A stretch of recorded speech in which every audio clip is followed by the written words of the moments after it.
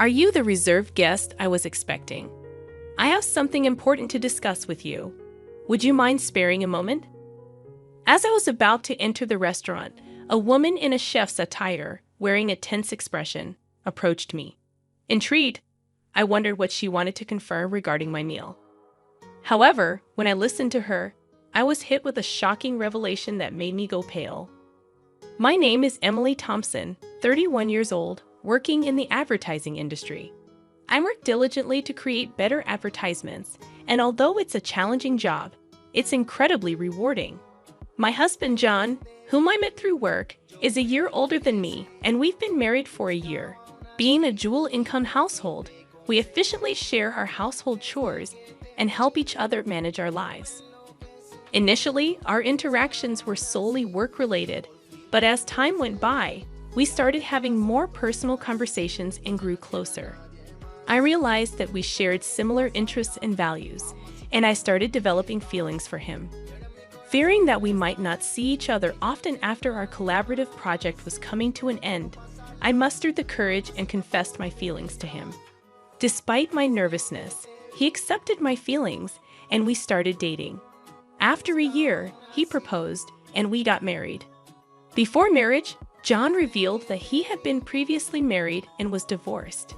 They were married for about a year, had no children, and mutually decided to part ways due to differing values. It seemed like John regretted not being able to make his previous marriage work.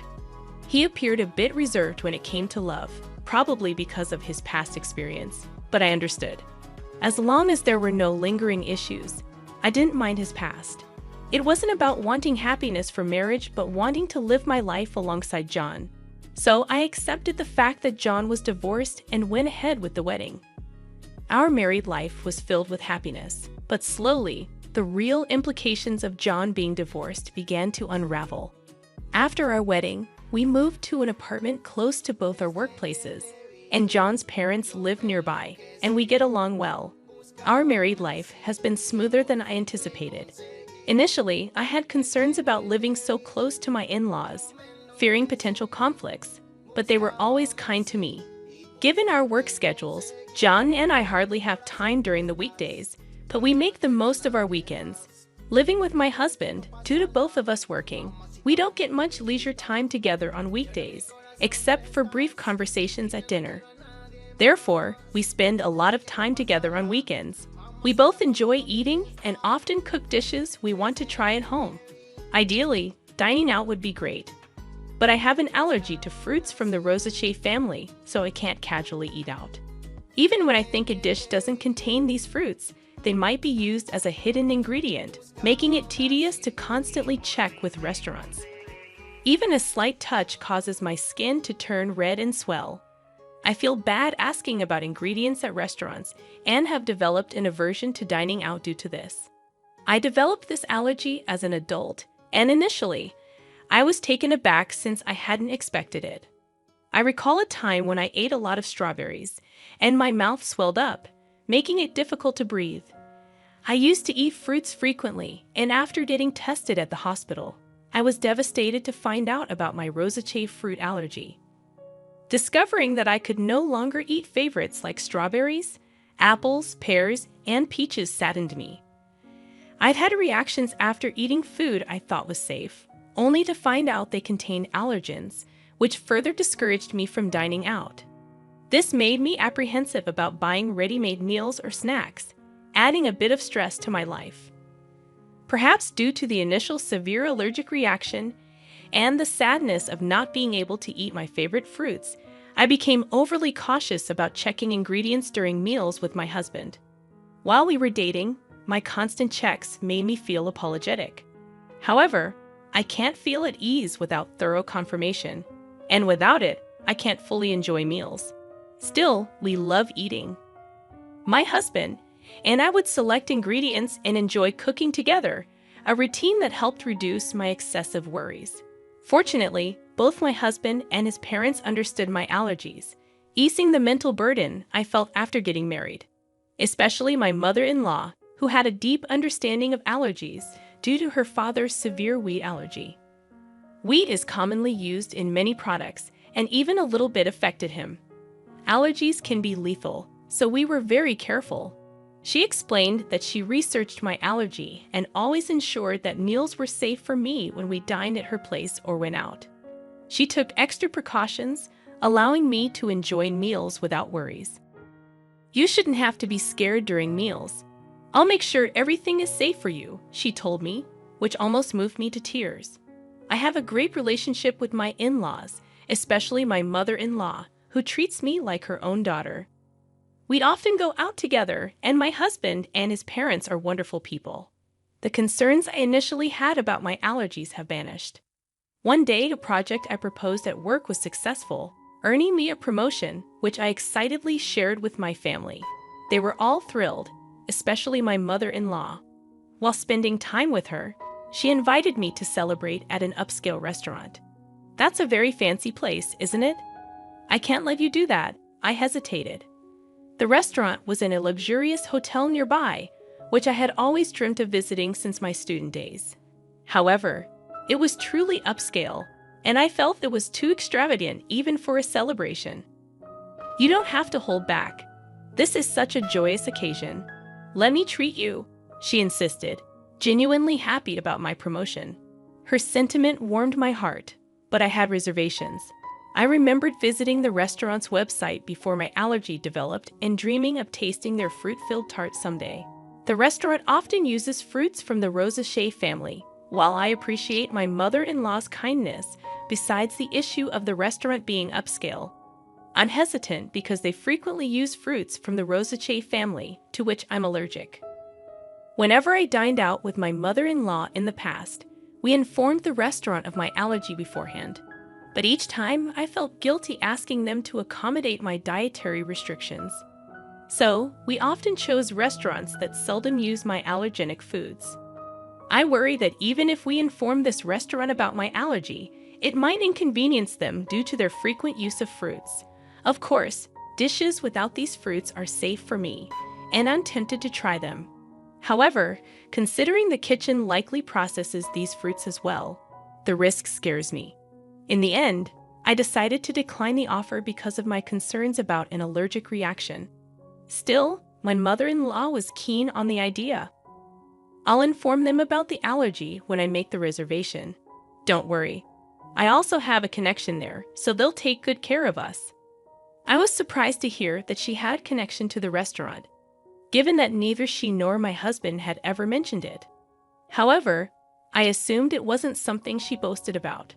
Considering my mother-in-law's enthusiasm and my genuine interest in the restaurant's cuisine, we decided to have lunch there together.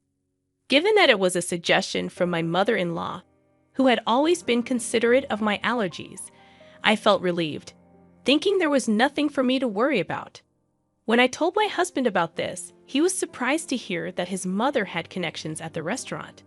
He'd also mentioned that the restaurant sometimes serves fruit, and he appreciated their consideration for allergies. When I shared with my husband that my mother-in-law had informed the restaurant about my allergies during the reservation, and that they would take precautions, he seemed relieved. It's a celebration of your promotion, right? Make sure to enjoy yourself, he said with a laugh. Initially, I declined because of my allergies, but I had always admired the restaurant, so I was excited about dining there on the day I had been eagerly waiting for. Since it was a weekday, I took a half day off after finishing my morning work. I planned to head straight to the restaurant. Being a high-end place, I chose a more formal outfit than usual and paid extra attention to my appearance. When going to work, colleagues noticed my attire and asked about my plans. When I told them about the meal, they wished me a good time before I left the office excitedly. As I entered the hotel entrance, my mother-in-law was already there. The two of us headed to the restaurant on the first floor, and since we had a reservation, we were immediately escorted to our table. Our reservation was for 1:00 p.m., but due to the busy lunchtime, we were informed that the serving might be a bit delayed. Understanding the popularity of the high-end restaurant, I decided to order just drinks for the time being and wait patiently. Having already finished work and being encouraged by my mother-in-law, I ordered champagne. We enjoyed our conversation while waiting for our meal. Though I've had champagne before, The one I had that day tasted the best. Feeling the effects of the alcohol and the anticipation of dining at a restaurant I had longed for, I was in high spirits. From the dishes at the neighboring tables, I could tell the food looked delicious, and I eagerly awaited our meal. Suddenly, my phone rang from inside my bag. Realizing I hadn't turned it off during my meal with my mother-in-law, I tried to shut it off. Seeing the incoming call was from work, I sobered up immediately, worried that there might be a problem. I excused myself from my mother-in-law and stepped out of the restaurant to take the call, ensuring no one was around in case of sensitive information. The call was regarding a document I had submitted earlier that day. My colleague urgently needed clarification. Relieved that it wasn't because of an error on my part, I answered their questions and wrapped up the call in about 5 minutes. As I was about to turn off my phone to go back and enjoy my meal, an unfamiliar woman approached me. "Excuse me, you're the customer who made a reservation for today's meal at the restaurant, right?" The woman was dressed as a chef, presumably from the restaurant's kitchen. She looked rushed and a bit out of breath with a concerned expression. I wondered why she would come out during such a busy time. I was puzzled, but when she said she needed to confirm something, I answered her questions. Her face went pale, and she urgently told me to leave the hotel immediately. "It's dangerous to go back to the restaurant now. Please leave the hotel and ensure your safety immediately." Suspicious of the woman's intense demeanor, I asked for clarification. Once I grasped the situation, I felt the blood drain from my face. I quickly hopped into a taxi waiting in front of the hotel and headed home. That evening, my mother-in-law called. When I picked up, she was furious about me leaving her at the hotel and returning home without saying anything, causing embarrassment. "Since she had reserved a special course, you had everything set up to celebrate, and you just leave without a word. Don't you know basic manners? What kind of upbringing did you have?" She was angry in a way I had never seen from my mother-in-law before, and she started to berate me. I had always thought of my mother-in-law as a kind and gentle person, but there was no trace of that now. I believed that the kind mother-in-law I had known would be upset if I left without saying anything, but would also be concerned about whether something had happened to me. However, she was furiously yelling with such intensity that I began to believe the rumors about her were true. As I remained silent, she continued to berate me further, complaining even about my parents and how they raised me. "You've been silent this whole time. Don't you realize you've done something wrong? You're not fit to be my son's wife." After a long tirade, she finally seemed to calm down a bit. I then quietly posed a question to her. "You told me that you informed the restaurant about my allergies when you made the reservation today, and I could relax, right? But the restaurant wasn't aware of my allergies. So what happened? In fact, the meal today had ingredients that I was allergic to, not only in the dessert but also in the main courses. The allergenic ingredients were used in marinades and sauces, which weren't apparent from just looking." The woman who approached me earlier had taken the reservation call from my mother-in-law, and she said that no mention of my allergies had been made. However, she noticed the allergy badge on my bag and came to check just in case. Being the chef responsible for our meal that day, she immediately noticed the inclusion of the allergenic ingredients. If she hadn't informed me, I would have unknowingly consumed the food with allergens, which would have resulted in a severe allergic reaction. Initially, I doubted that my mother-in-law would purposely make me consume allergens, but considering the woman took time out of her busy schedule to inform me, I quickly believed her. Furthermore, this woman knew about my mother-in-law's true nature, and she deduced my situation, advising me to leave immediately and ensure I went somewhere my mother-in-law would follow. The reason she knew my mother-in-law was that she was my husband's ex-wife, now working under her maiden name, Kate Young. Seeing me with my mother-in-law, she realized I was the new wife and decided to help me out. She assumed I was the new wife because she believed that my mother-in-law wouldn't have female friends, especially someone of a similar age, after getting married to my husband. The ex-wife lived with his parents and was subjected to significant mistreatment by my mother-in-law before they married. She, like me, thought the mother-in-law was gentle and kind, which left her quite baffled once they started living together. When my husband or father-in-law wasn't around, the ex-wife faced continuous criticism for her housework and was always subjected to snide remarks. Being a full-time housewife, she had no escape despite her culinary skills, honed from attending a professional cooking school. The mother-in-law still found faults with her dishes, even discarding them at times. She considered discussing this with her husband. But the mother-in-law was adept at concealing her true nature, especially around him. Feeling her complaints would fall on deaf ears, the ex-wife aimed to gather evidence.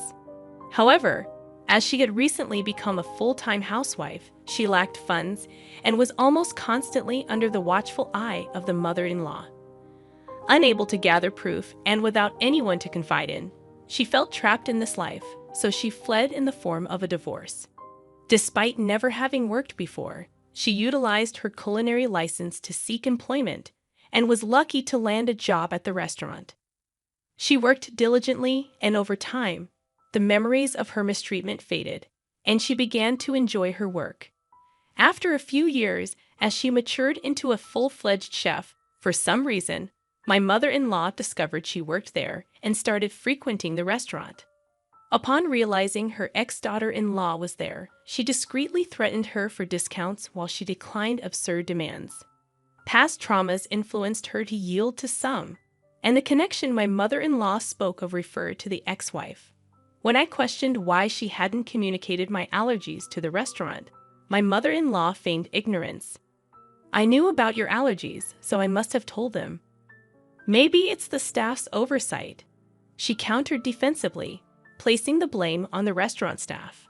Given that the reservation call was handled by the ex-wife, it's probable that my mother-in-law deliberately didn't mention the allergies, intending to pin the blame on the restaurant. However, I was already onto her game, considering the restaurant's stringent guidelines on allergies. If informed, they'd have accommodated my dietary needs. Moreover, they record calls for dispute resolutions, so it would be easy to verify who was at fault. When confronted with this, my mother-in-law, not anticipating recorded evidence, fell silent. I pressed on. "You've always been cautious about my allergies. Why did you not mention them this time?" Until now, my mother-in-law was well aware of the dangers of allergies and always showed concern, so I never imagined she'd do something like this. She knew that by doing this, it wouldn't end well for me, given that we had a good relationship until now. I was curious why she acted this way and sought an explanation. After a brief silence, she shouted defiantly, "I despise you. You outshine me. You deserve some pain." She was envious since I received praise at work and was more liked in the neighborhood than her. She arrogantly claimed that even if I spoke out, no one would believe me. If it weren't for this incident, I wouldn't have believed she was capable of such actions. Thus, I had collected evidence to reveal her true nature and confronted her with it. Everyone would believe me. My parents and my husband, John, are here, listening to everything. Plus, this conversation is being recorded.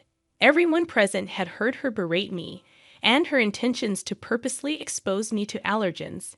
In fact, after leaving the restaurant, I immediately went to my parents' house and had John join us. I had informed them of the situation, and we were discussing our next steps when she called. So I swiftly switched the call to speaker and started recording it for evidence. As a result, we had her incriminating statements on tape. She was taken aback by my revelation and asked in a shaky voice, "Wait, is John there with you?"